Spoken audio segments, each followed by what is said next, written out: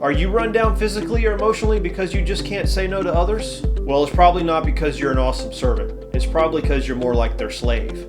A slave to their expectations and opinions, that is. Keep watching to find out how people-pleasing is a form of idolatry and how you can deal with it. I want to encourage you to get a pen and something to write on. As you're watching these videos and you come up with thoughts or questions, we'd love to hear about those. And we're also going to be looking for new ideas for future videos. And if you have something that you would like us to cover, please include that in the comments below. Seems like every time I talk about people-pleasing, there's always someone who will boldly exclaim, "I don't care one bit about what others think of me." And if that's you, why don't you stay tuned for some future videos on "You Might Be a Sociopath." As followers of Jesus, we should be concerned with what others think to a certain degree. But we move into people-pleasing when we equate the approval of others with our worth. People-pleasing is a motivational force driven by how a person wants to be perceived by others. It's another form of avoidance behavior. You put great effort into keeping others happy in order to avoid their disapproval. This, in turn, helps you avoid your own fears of rejection and failure. So what does this look like? For some, it's not keeping boundaries for others and yourself.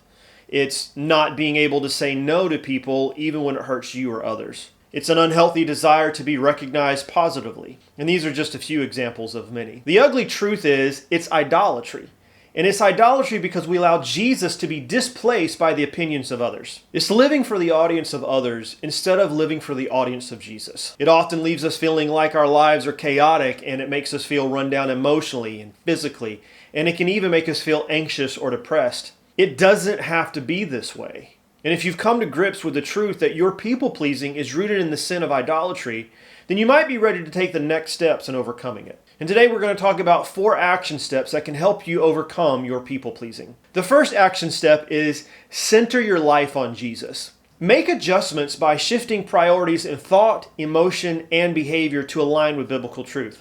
People-pleasing is ultimately about our core motivations. The only way to change our core motivation is to daily remind our hearts of the truth that people-pleasing is not the goal at all. We must cling to the truth that God is already perfectly pleased with us because of Jesus. This truth frees us from the tyranny of feeling like we always have to please others and even earn God's pleasure too. Philippians 1:6 tells us that we can be confident that Jesus, who began a good work in us, will be faithful to complete it. He does all the hard work. All we have to do is be willing to let Him do it by simply spending time with Him and His Word and allowing it to change our thoughts, beliefs, and behaviors. Hebrews 12:1 tells us to throw off everything that hinders us and the sin that so easily entangles us. And I can tell you that people-pleasing is one of those sins that really tangles everybody up. Paul tells us in Galatians 1:10 that people-pleasing and pleasing God cannot coexist together. The second action step is set healthy boundaries. Boundaries for yourself and boundaries for others. The gospel gives us multiple examples of Jesus establishing boundaries to create space for teaching, healing, grieving, resting, serving, and praying. Your boundaries are going to be aligned with your priorities, and if your priorities are out of whack, then your life will be also. Generally speaking, your priorities should look something like God number 1, family number 2, community number 3, and your passions number 4. Now, if you're married, your priority of family is going to look a little different with your spouse first and then your children, not the other way around. And when we talk about community, community includes the local church, friends, and others that God has placed in your life.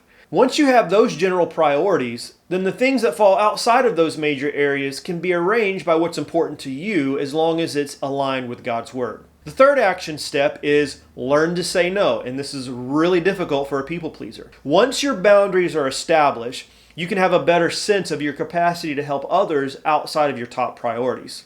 This includes bosses, co-workers, family, and friends. You have to say no to chronic boundary abusers. You have to say no to requests that unnecessarily displace your priorities. Say no when you are beyond your capacity to help or serve others. Say no to sin. You might consider seeking someone to help you identify these areas in your life. And the fourth action step is self-care. Learn the discipline of self-care that is found in Sabbath rest. In Mark 12:31, he instructs the disciples after they spend a long time out in ministry to withdraw to a desolate place to rest. Self-care is not selfish. It's necessary, it's good, and it's commanded. Sabbath rest is a command, it's not an option. If we go all the way back to Genesis and we take a look at the creation account, we see that God rested on the seventh day. Did God expend so much energy that he was actually tired, requiring him to rest? Well, no, of course not. God is omnipotent. He does not get tired. But yet he still demonstrates to us the necessity of resting.